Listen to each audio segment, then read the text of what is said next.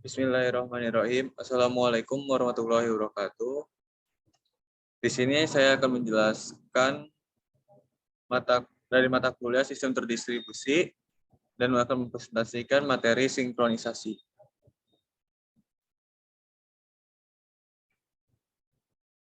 Di sini saya yang beranggotakan kelompok yang pertama saya sendiri yaitu Muhammad Rizky Ramadan, yang kedua Pandu Tri Oktavianto, dan yang ketiga Nadia Stefani Prianto.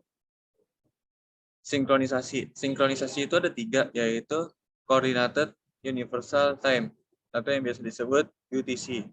Yang kedua, tracking time pada suatu komputer. Yang ketiga, sinkronisasi jam.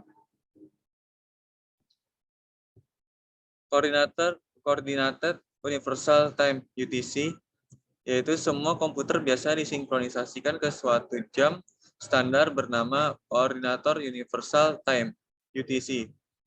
UTC merupakan standar waktu primer yang digunakan oleh dunia untuk mengatur jam dan waktu. UTC diproses melalui satelit.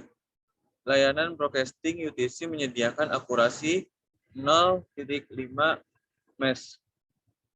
Server-server komputer dan layanan online dapat UTC reserves dapat disinkronkan melalui broadcast satelit. Banyak protokol sinkronisasi terkenal dalam sistem terdistribusi menggunakan UTC sebagai waktu rujukan untuk mensinkronkan jam dari komputer-komputer mereka. Selanjutnya yaitu ada pelacak waktu pada komputer. Bagaimana suatu komputer memelihara catatan waktunya? Yaitu setiap komputer mempunyai hardware timer.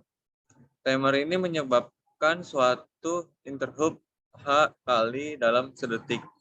Interrupt handler menambahkan 1 ke jam softwarenya.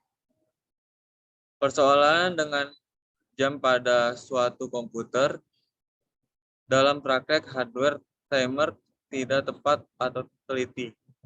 Yang pertama, ia tidak benar-benar berinterupsi H kali sedetik dikarenakan ketidaksempurnaan material hardware dan variasi temperatur. Yang kedua, komputer menghitung waktu lebih lambat atau lebih cepat daripada waktu aktual, sehingga muncul clock skew, yaitu kemiringan antaranya jam komputer dan waktu sebenarnya, misalnya UTC. Algoritma sinkronisasi jam. Ada 3 algoritma sinkronisasi jam, yaitu yang pertama algoritma Christian, yang kedua algoritma Berkeley, yang ketiga Neural Network Time Protocol NTP. Baik, selanjutnya akan dijelaskan oleh teman saya yaitu Pandu Tri Oktavianto. Dengan waktunya dipersilahkan. Di sini saya akan menjelaskan algoritma sinkronasi jam. Yang pertama ada algoritma Christian, yaitu Flavio Christian pada tahun 1989 menawarkan suatu algoritma untuk menyerempakkan komputer-komputer dalam jaringan dengan suatu server waktu atau time server. Gagasan dasarnya yaitu identifikasi suatu network time server yang mempunyai sumber waktu akurat. Misal, server waktunya mempunyai suatu UTC receiver. Dan semua klien menghubungi network time server untuk sinkronasi. Namun, delay jaringan terjadi pada saat klien menghubungi time server, menghasilkan waktu yang ketinggalan. Algoritma tersebut memperkirakan delay jaringan dan menetapkan kompensasi untuk itu.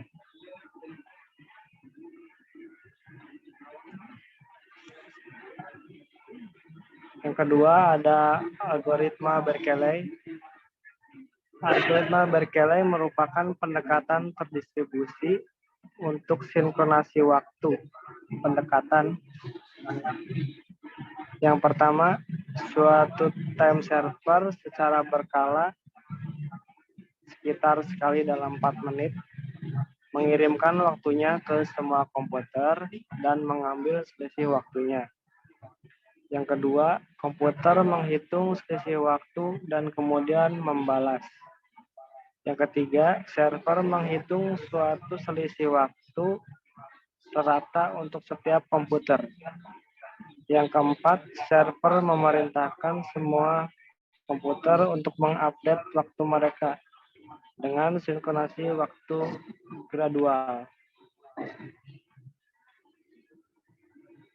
Network Time Protocol atau NTP. NTP ini mendefinisikan suatu arsitektur untuk pelayanan waktu dan protokol untuk mendistribusikan informasi waktu di internet. Dalam NTP, server-server dikoneksikan dalam suatu hierarki logis bernama synchronization subnet. Level-level dari synchronization subnet disebut sebagai strata. Server-server strata 1 mempunyai informasi waktu yang paling akurat terhubung ke suatu UTC receiver. Server-server dalam setiap strata bertindak sebagai time server untuk server-server di strata lebih rendah.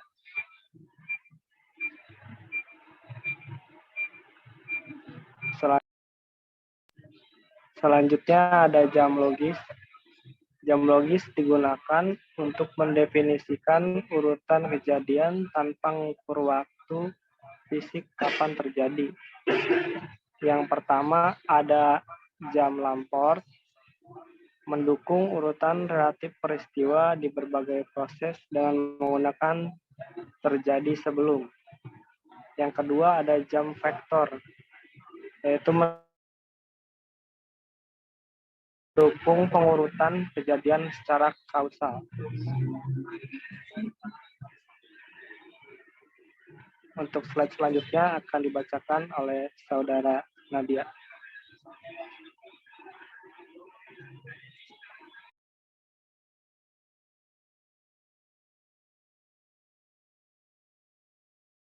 Baik, terima kasih. Untuk selanjutnya ada algoritma jam Lamport. Ketika pesan sedang dikirim, setiap pesan membawa stempel waktu atau timestamp sesuai dengan jam logis pengirim. Yang kedua, saat pesan diterima, jika jam logis penerima kurang dari waktu pengiriman pesan dalam paket, maka sesuaikan jam penerima sedemikian rupa sehingga current time sama dengan timestamp ditambah 1.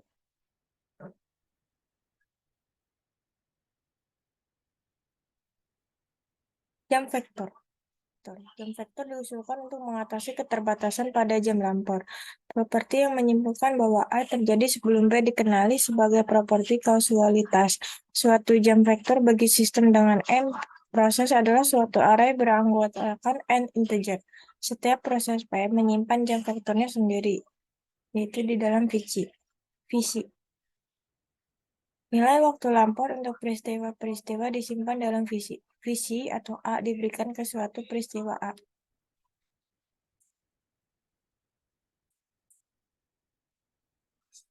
Selanjutnya ada algoritma Boole. Suatu proses P memulai algoritma pemilihan.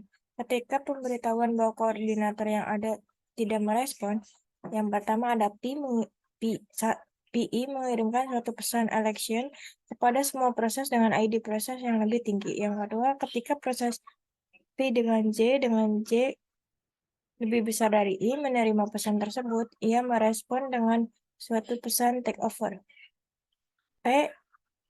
PI tidak ada lagi kontes dalam pemilihan. Proses PJ memulai kembali panggilan lain untuk pemilihan langkah 1 dan langkah 2 berlanjut. Yang ketiga, jika tidak ada respon, PI memenangkan pemilihan.